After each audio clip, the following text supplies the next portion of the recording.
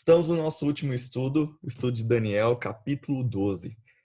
Daniel tem 12 capítulos e já estudamos cada capítulo e hoje vamos finalizar este livro maravilhoso. Eu tenho certeza que Deus falou contigo da mesma maneira que falou comigo e nós devemos fazer isso, estudar a palavra de Deus para termos comunhão com Ele. Então eu quero dar boas-vindas para aqueles que estão acompanhando ao vivo, também aqueles que vão assistir depois ali no YouTube, né? Esses que estão no YouTube. Se você tiver alguma dúvida, algum comentário, pode mandar no WhatsApp, escreva nos comentários, mande aqui no Zoom, porque eu tenho certeza que Deus vai estar nos guiando neste estudo. Então já pegue a sua Bíblia, eu estou com a minha Bíblia aqui. Então, abra a sua Bíblia em Daniel, capítulo 12. Como você sabe, devido ao tempo, nós vamos analisar alguns versos. Claro, não é um estudo exaustivo, onde vamos analisar ponto por ponto, mas aqui vamos dar as bases para que vocês estudem de maneira pessoal e também tirem as próprias conclusões. E antes, nós devemos fazer oração, não podemos começar de uma maneira diferente, a não ser com uma oração. Então, feche seus olhos e vamos falar com Deus. Querido Deus, nosso Criador, nosso Salvador, louvado seja o teu santo nome, porque estamos mais uma vez na tua presença para estudar a tua palavra. Por favor, envie o teu Santo Espírito para abrir a nossa mente, abrir o nosso coração e também nos mostrar o que o livro de Daniel tem para nos ensinar nestes últimos dias do mundo que estamos vivendo. Vamos estudar o capítulo 12 deste livro maravilhoso e pedimos que o Senhor nos abençoe. Em nome de Jesus, amém. Então eu vou compartilhar a tela com vocês para o nosso último estudo. Eu já estou sentindo falta do nosso estudo. Já é um clima de despedida, mas quem sabe a gente pode ver um outro estudo, ver um outro tema, um outro livro para estudarmos a Bíblia. Então, o livro de Daniel, capítulo 12. Aqui, como eu já mencionei, a última visão, a última profecia do livro de Daniel começou no capítulo 10. E aí se estendeu no capítulo 11 e vai finalizar agora no capítulo 12. No capítulo 10, só para nós recapitularmos, fala de um conflito cósmico. Mostra que realmente essa luta entre o bem e o mal é uma luta universal. No capítulo 11, nós vimos o reino do norte e reino do sul, que são oposições ao reino de Deus. E agora, no capítulo 12, nós vamos ver o encerramento desta luta. Vamos ver o final desta luta. E vamos ver que reino vai ser vitorioso. Você já sabe que é o reino de Deus, o reino de Jesus, porque isso já foi mostrado tanto no capítulo 2, por meio da pedra, isso também foi mostrado no capítulo 7, no capítulo 8, e também não vai ser diferente aqui no capítulo 12. Então, aqui no livro de Daniel, é possível contrastar o reino de Nabucodonosor com o reino de Jesus. E dessa maneira, nós também podemos contrastar o reino de Deus e o reino de Satanás. O reino de Nabucodonosor, como nós vimos até ali o capítulo 5, seu reino foi um reino de escravidão, então ele era opressor. O seu reino foi local, ou seja, apenas numa região, pode ser uma região grande, mas é uma região pequena aqui no mundo. Também o seu reino foi temporário. Então, os reinos de seres humanos, reis, Satanás, tem um reino de escravidão, tem um reino local e um reino temporário que logo vai acabar. Jesus não. Aqui no capítulo 12, nós vemos como vai ser o reino de Jesus. Olha o verso 2, que diz assim: muitos dos que dormem no pó da terra ressuscitarão, uns para a vida eterna e outros para a vergonha e horror eterno. Ou seja, o reino de Jesus é um reino de libertação. Em vez de ser de escravidão, você é livre. Este é o reino de Jesus. Nós vimos também no capítulo 2 e em todo o livro que o reino de Jesus é global, ou seja, envolve toda a terra, envolve todo o universo. Então é de liberdade e o reino que abrange todo o universo. Também o reino de Deus não é temporário, o reino de Deus é eterno, então vai durar para sempre. Então você pode confiar. Reinos humanos nós já vimos como são. E o reino de Deus é isso que nós acabamos de verificar. O livro de Daniel começa com Deus permitindo a escravidão ali do seu povo, Daniel 1, o verso 2, e termina, o livro de Daniel termina com Jesus libertando o seu povo. Então começa com a escravidão e termina com a libertação do povo. Isso nos lembra da libertação do povo de Israel.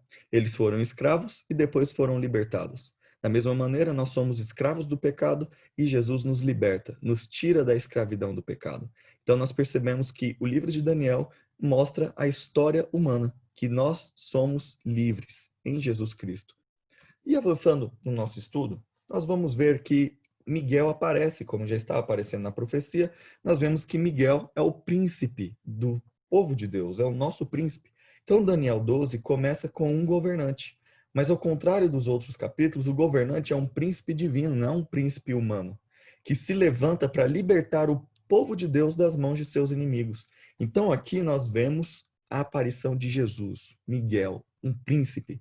E aqui no verso 13, por exemplo, diz que tu, porém, segue o teu caminho até o fim, pois descansarás ao fim dos teus dias e te levantarás para receber a tua herança. Então, aqui eu vou fazer um comentário antes de ler Daniel 10, 13, Daniel 10, 21 e assim por diante. Eu gostaria de fazer um adendo. Aqui, quando fala que tu, porém, segue o teu caminho até o fim, pois descansarás e ao fim dos dias te levantarás para receber a herança. Aqui, Jesus, o anjo, também, e Daniel está sendo revelado. Jesus mostra para Daniel que Daniel deveria descansar, porque essas coisas é para o futuro, é para o tempo do fim, é para antes da volta de Jesus. Então Daniel descansaria para receber a herança no final, e que é uma promessa para nós, porque Jesus é o nosso príncipe. E para vermos as características de Jesus, nós vimos em Daniel 10, 13 que ele intercede pelo seu povo. Também vimos no início dessa visão, que começou no capítulo 10, que Jesus guerreia ao lado do seu povo. Então Jesus intercede e Jesus guerreia. Também, aqui no capítulo 12, nós vemos que Jesus derrota Satanás. Ele liberta o seu povo e também ele ressuscita Moisés. Mas aqui, lá no livro de Judas, aqui nós estamos olhando toda a Bíblia, nós vemos essas características de Miguel, porque quando fala em Judas 9 que Jesus ressuscitou Moisés, está falando que Miguel ressuscitou Moisés. Ou seja, aqui nós estamos vendo que Miguel realmente é Jesus. Então, Jesus ressuscita, liberta o povo, derrota Satanás, guerreia ao lado do seu povo e intercede. Este é o anjo Miguel. Este é o príncipe Miguel. Este é Jesus. Então, a intervenção de Miguel ocorre aqui no verso 1, fala assim, nesse tempo. Ou seja, a intervenção de Miguel ocorre agora, no tempo do fim. E se refere à época mencionada em Daniel 11, que foi a partir da queda do papado, ali em 1798, e vai até a ressurreição do tempo do fim, como nós lemos no verso 2. Então, aqui, o verso 12 está se referindo ao nosso tempo. Jesus ainda não voltou. E também nós estamos vivendo um período depois da queda do Império Papal, Império Romano. Então, o ato de Miguel se levantar ou ascender nos lembra dos aspectos militares e judiciais de sua obra. Nós vimos em todo o livro, principalmente nas profecias, que Jesus tem um aspecto militar. Ele guerreia e também um aspecto judicial, de julgamento. Então, aqui nós percebemos que Jesus mostra novamente estes seus, vamos dizer, poderes ou esta sua obra judicial e militar. Aqui no capítulo 12, fala também de alguns livros que deve estar inscrito no livro. Então, nos bancos de dados celestiais, contém os nomes e as ações de todo ser humano. Tudo que fazemos, todos os nossos afazeres, os nossos pensamentos, o nosso nome, está registrado no céu. Então, existem dois tipos de livros aqui. Um é o livro da vida, que registra o nome dos salvos, que aqui você tem alguns versos que você pode ler depois, e também tem um livro memorial, que registra as obras dos salvos. Então, nós temos o livro da vida e o livro memorial. E Jesus vai utilizar isso para o julgamento. E nós encontramos isso. Aqui no final do verso 1 fala que todo aquele que for achado inscrito no livro. E que livros são esses? Estes dois, o livro da vida e o livro memorial. Esse registro celestial apresenta evidência judicial para todo o universo de que pertencemos a Jesus e, portanto, temos o direito de ser protegidos durante o tempo de angústia. Então, quem tiver o nome escrito no livro da vida vai ser salvo e vai ser protegido nos últimos dias antes da volta de Jesus, que é conhecido como um tempo de angústia, que Apocalipse traz mais algumas informações sobre este tempo. Aqui também neste capítulo fala, além do livro, da obra do Messias, também mostra a ressurreição. Daniel, ele aqui faz provavelmente a referência mais explícita da ressurreição no Antigo Testamento. Então aqui nós percebemos que haverá uma ressurreição para dos justos e também uma ressurreição dos ímpios. Aqueles que estão com o nome escritos no livro da vida, que escolheram a Jesus como Salvador, estão justos. E aqueles que não escolheram são ímpios. Então aqui nós temos a ressurreição para a salvação e vamos ter a ressurreição para a perdição. Aqui o livro de Daniel não está falando do tempo onde vai ser, mas quando Jesus voltar, os justos vão ressuscitar e vão para o céu junto com Jesus. Os ímpios não vão ressuscitar. Eles só vão ressuscitar em um outro momento que o livro de Apocalipse revela. Então, Miguel, ao se levantar, ele também ele vai se levantar e aqueles que pertencem a ele também se levantarão do pó da terra para brilhar como as estrelas para todo sempre.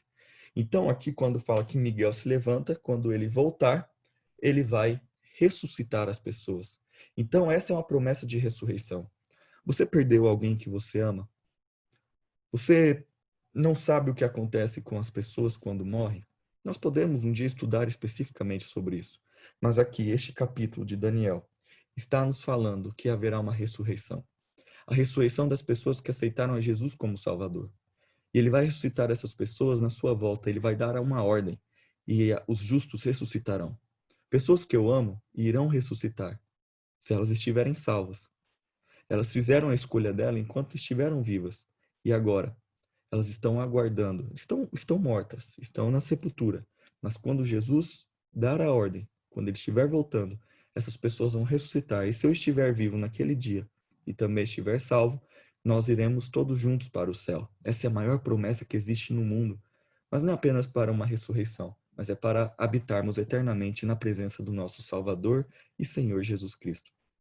Os ímpios fizeram a escolha deles também e não ressuscitarão para ir para o céu. E nós podemos um dia estudar o que acontecerá com os ímpios que não ressuscitaram. Continuando aqui no capítulo, nós vemos um livro selado, que Daniel é um livro selado. Deus pediu para Daniel selar o livro. E que a partir da Reforma Protestante, mais e mais pessoas começaram a ler e estudar o livro de Daniel. Só que apenas no tempo do fim o livro seria finalmente aberto e seu conteúdo seria estudado e o seu conteúdo seria revelado, porque Jesus já havia revelado isso. Então, Daniel e Apocalipse citam o mesmo livro com semelhanças e diferenças. O livro de Daniel, em Daniel aqui, capítulo 12, ele é visto fechado. O livro de Daniel aqui é visto fechado. Também a sua compreensão está distante, não é para o tempo de Daniel, e Daniel é desmotivado para interpretar. Fala assim, Daniel, olha, como eu li aqui, você vai descansar, não precisa interpretar o que você está vendo, só escreva e cele o livro.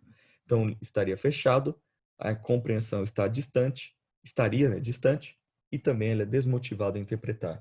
Já no livro do Apocalipse, o livro de Daniel aparece novamente, lá em Apocalipse capítulo 10. E sabe de uma coisa? Agora o livro é visto aberto. A sua compreensão está próxima, que é o tempo do fim. E João é estimulado a compreender o que está escrito aqui neste livro. Ou seja, a interpretação de Daniel é para o tempo do fim. E ao nós estudarmos aqui o livro de Daniel, nós estamos percebendo que estamos no tempo do fim, pois temos essa compreensão. E nós vemos que Jesus está prestes a voltar. Então, esse evento nos mostra o quanto Deus é onisciente e que a história do mundo não fugiu do seu controle. Ele governa a história, ele decide o que vai acontecer e ele quer te salvar. E ele deixou este livro maravilhoso para que você pudesse aprender sobre ele e o conhecesse melhor. Aqui também, no livro de Daniel, no capítulo 12, fala sobre um tempo de espera. Aqui vai do verso 5 até o último verso. E aqui nós temos 3 cronogramas proféticos, são mostrados aqui neste capítulo, até na parte final do capítulo. Então, nós verificamos e podemos responder a pergunta, né? Quando se cumprirão estas maravilhas? Aqui no verso 6, assim, e um deles disse, quando se cumprirão estas maravilhas previstas aqui no livro? Quando vai se cumprir? E ele se refere às coisas descritas a Daniel 11, em Daniel 11. Então, nós já fizemos o estudo de Daniel 11, e o anjo pergunta, quando que tudo isso vai acontecer? Quando que vai acontecer esse tempo do fim? Quando que vai começar, Jesus vai estabelecer o seu reino? E aqui nós temos novamente um tempo, 2 tempos e metade de um tempo. Nós já estudamos em Daniel capítulo 7 que este um tempo, dois tempos e metade de um tempo significam 3 anos e meio. E 3 anos e meio, nós vimos que tem uma quantidade de dias. E esta quantidade de dias significa anos em linguagem profética. Então, 3 anos e meio tem 1.260 dias, porque é um calendário, como vimos no Daniel 7, é um calendário solar e o calendário econômico que nós temos hoje. Naquele tempo era o calendário solar. Então, 1.260 dias são 3 anos e meio, né? Nós temos a 1.260 dias, que serão 1.260 anos. Este é o tempo de espera. Em Apocalipse, também, nós vemos essa questão de 42 meses, que é este tempo de espera. E depois temos 1.270 dias, 60 dias. Então, nós percebemos que este tempo de espera é o período que corresponde à supremacia papal, que já vimos ali no capítulo 7, que vai de 538 a.C., depois de Cristo, até 1798 depois de Cristo, quando o Papa foi preso. E a mesma perseguição é citada em Daniel 11, que nós vimos pelo Rei do Norte. E também não menciona a duração em Daniel 11, só que nós sabemos que é este período de 1.260 dias. Então, este é o tempo de espera. Depois começa o tempo do fim. Por isso, nós estamos no tempo do fim. Também ele menciona outras duas datas que nós vimos aqui. Fala de um período de 1.290 anos e um outro período de 1.335 anos. Aqui pode fazer uma confusão na sua cabeça. Fica tranquilo ou tranquila. Nós temos aqui que aparece 1.290 anos, 1.335. É bom você separar. E isto ajuda a responder a pergunta do verso 8. Porém, eu disse, meu senhor, qual será o fim destas coisas? E aí fala estes dois períodos. Estes períodos iniciam com a remoção do sacrifício diário e o estabelecimento da abominação desoladora, com o trabalho que é feito ali pela Igreja Católica. Nós temos duas datas. Essa nós vamos fazer de uma maneira diferente.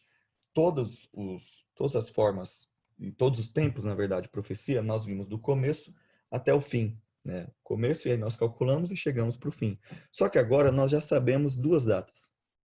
Uma, 1798, como você vê aqui, que foi a prisão do Papa, o fim do poder papal, quando Berthier, general de Napoleão, prendeu o Papa Pio VI, quebrando essa supremacia papal. Isso em 1798. E em 1844 foi quando Jesus entrou no santuário celestial. Então Jesus passa do santo para o santíssimo, o lugar do santuário celestial, para iniciar o juízo investigativo. Ou seja, se nós pegarmos o período maior de 1844 e voltarmos 1335 anos, nós chegamos no ano 508. Se pegarmos 1.290 anos e diminuirmos de 1.798, também chegamos no ano 508.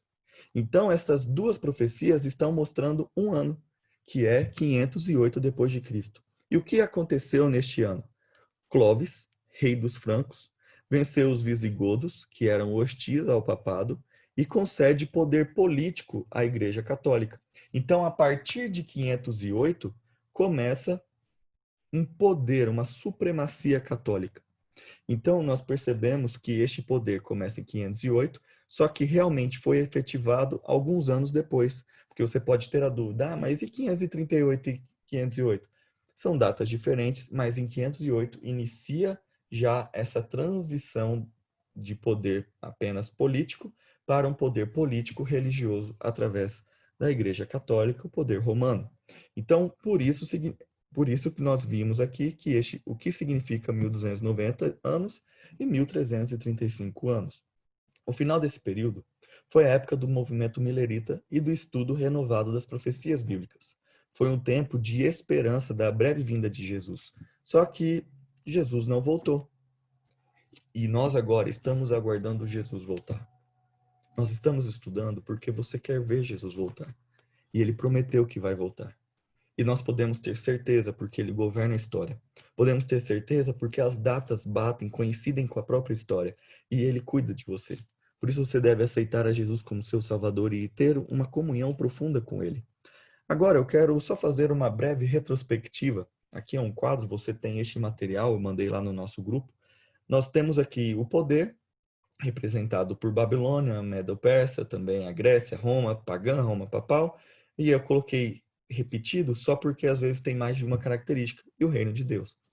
E aí nós vamos ver que as 4 profecias de Daniel mostram, nessas 4 de tempo, né, de profecias sobre a volta de Jesus, e também sobre o reino de Deus, finalizando o reino de Deus, nós vemos Daniel 2, 7, 8 e 10 a 12. Então, nós vimos que Babilônia foi representado pelo ouro e pelo leão, Daniel 7, daí não é mencionado em Daniel 8 e Daniel 10 a 12. A Média Pérsia é a prata, o urso, né, o peito de prata, o urso de Daniel 7, o carneiro de Daniel 8 e também a Pérsia ali em 11:3, que fala do reino do norte e do reino do sul. Isso aí. A Grécia representada por bronze, leopardo, o bode e também ali a Grécia que nós vimos o reino do norte e o reino do sul. Roma pagã é o ferro, animal terrível e espantoso, chifre pequeno, que fez a morte do Messias, causou, né, a morte do Messias, e o rei do norte, que fez também com que o Messias morresse. Roma papal significa o ferro também de Daniel 2, o chifre pequeno de Daniel 7, só recapitulando, o chifre pequeno de Daniel 8, e o rei do norte quando o sacrifício é tirado. E Roma papal também, ferro e barro, ataca o juízo celestial, feito por Deus, por Jesus, ataca o santuário celestial também, e também o rei do norte governa no tempo do fim. Mas aí, no final, vai vir o reino de Deus, e é o que nós estamos esperando, que é representado pela pedra, Daniel 7, quando os santos recebem o reino, depois, em Daniel 8, quando o chifre pequeno é destruído sem o auxílio de mãos, e agora, em Daniel 10 a 12, fala do glorioso Monte Santo de Deus. Então aqui é para você ter uma noção de que tudo está conectado para mostrar uma única verdade. Então você pode utilizar este quadrinho que eu enviei para vocês, para que vocês possam analisar e depois aprender um pouquinho mais para perceber que tudo está conectado. Então, nós finalizamos o nosso estudo de Daniel. Eu fico muito feliz de estar com vocês nestas últimas semanas. Nós estudamos todos os capítulos. E eu espero que você tenha entendido. Eu, particularmente, aprendi muito. Quando nós ensinamos alguém, nós aprendemos. E eu incentivo você a fazer isso. Passe isso adiante, não guarde só para você. Estude, aprenda e passe para algum amigo, um familiar, alguém que você ama, alguém que você ainda nem conheça, que você já pode orar por essa pessoa para que Jesus te mostre essa pessoa e que você estude com ela e assim você aprenda e desenvolva. Que Deus te abençoe. Eu estou à disposição e se você tiver alguma sugestão para continuarmos estudando profecias, por exemplo, Apocalipse ou algum outro livro da Bíblia, eu estou aqui, porque eu sou o seu pastor, sou pastor aqui do nosso colégio que todos nós amamos e eu tenho o privilégio de estar junto com vocês. Então, eu gostaria de fazer uma última oração por vocês aqui do nosso estudo e podemos nos ver, quem sabe, num próximo estudo. Vamos orar? Senhor nosso Deus, finalizamos o livro de Daniel. Essa viagem que fizemos juntos, esta jornada que traçamos, foi uma jornada espiritual.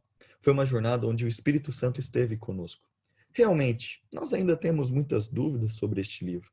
Nós não compreendemos tudo, mas que as bases, como já foram lançadas, temos a certeza que o Senhor cuidará de nós e vai nos ensinar muito mais. Abençoe cada pessoa que nos acompanhou durante este período, que elas sejam amparadas por Ti e que elas tenham a certeza do Teu cuidado. Esteja também com o nosso colégio de Taguatinga, que ele continue sendo uma influência positiva na comunidade, também para os nossos alunos. E, por favor, Senhor, que esta pandemia, que este período tão difícil que estamos vivendo, possa passar logo para, assim, em breve, estarmos juntos novamente, mas também olhando para frente, para o dia que estaremos ao teu lado. Nos abençoe, em nome de Jesus. Amém. Um grande abraço e nos vemos num próximo estudo.